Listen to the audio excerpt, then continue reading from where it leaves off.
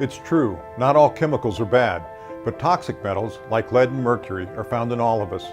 So are persistent toxins like PCBs and endocrine disruptors such as bisphenol A and flame retardants.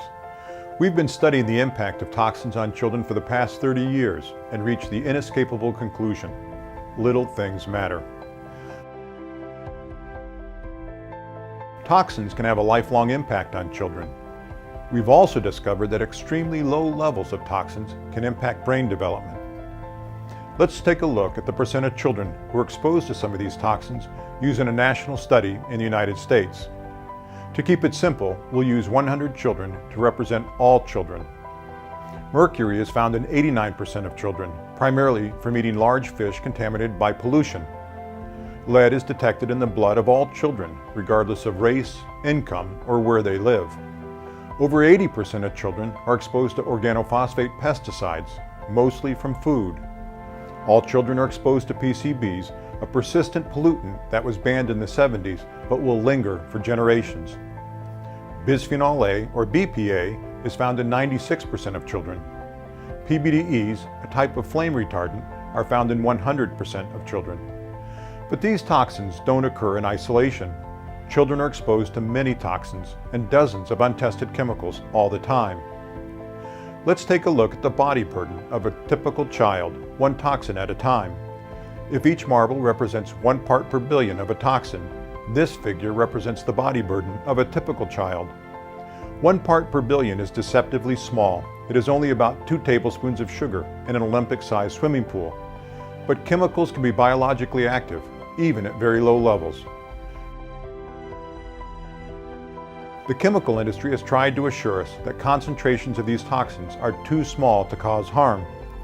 But chemicals designed by drug companies to alter behavior, like the prescribed dose of Ritalin, a drug commonly used to treat children with ADHD, is active at levels about the same or even lower than toxins found in the blood. Besides, a lot of studies have shown that some chemicals can be toxic, even at very low levels. As the body burden of PBDEs in pregnant women increases, the intellectual ability of their children decreases. Let's take a closer look. As the level of PBDEs in mother's blood increases from 10 to 100 parts per billion, the IQ scores of their children drop by about 5 points. We see a similar pattern with organophosphate pesticides. As the level of organophosphate pesticides in pregnant women increases from 10 to 75 parts per billion, the IQ scores of their children drop by about 5 points. In the 1960s, hundreds of children died from severe lead poisoning every summer. Since then, much lower levels of exposure have been shown to result in learning deficits and brain disorders like ADHD. In fact, the World Health Organization and other agencies agree there is no safe level of lead exposure. As the level of lead in children's blood increases from 0 to 100 parts per billion, IQ scores drop by about 6 points. In contrast, an increase from 100 to 200 parts per billion results in an IQ drop of 2 more points. An increase from 200 to 300 parts per billion results in an IQ drop of another point.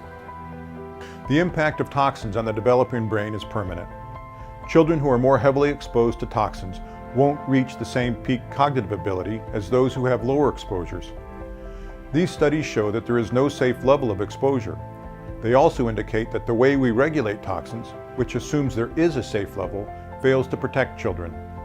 The chemical industry argues that the effect of toxins on children is subtle and of little consequence. But that's misleading. Little shifts in children's IQ scores have a big impact on the number of children who are challenged or gifted. Let's go back to our original sample of 100 children and look at a typical distribution of IQ scores. Most of us have IQ scores that fall between 85 and 115 points. Only 2.5% of children have an IQ above 130, which is considered gifted. There are about 6 million children in this group. On the other end of the distribution, another 2.5% of children have an IQ below 70, which is considered challenged. The impact of exposure to a toxin like lead causes a 5-point drop in IQ.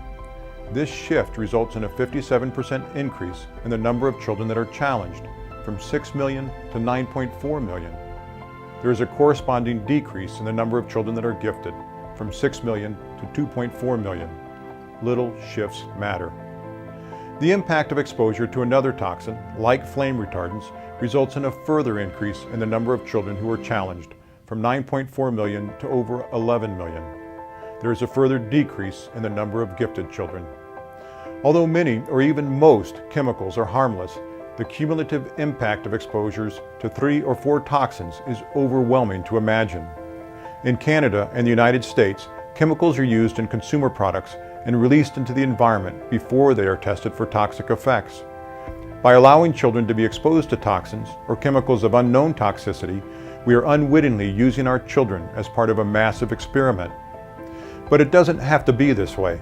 Like the European Union, we could require industry to prove that the chemicals they use aren't toxic before they enter the market. How can we avoid exposures to toxins or chemicals of unknown toxicity? The ultimate solution is to revise how we regulate chemicals. Consider writing a letter to your government representative and urge them to require industry to test their products before they are put on the market.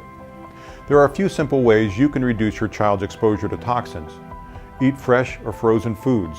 If possible, choose organic. Try to avoid canned foods and steer clear of heavily processed foods. If you are pregnant or planning to become pregnant, eat fish low in mercury. Don't use pesticides in and around your home. Check your home for lead hazards, especially if it was built before 1960.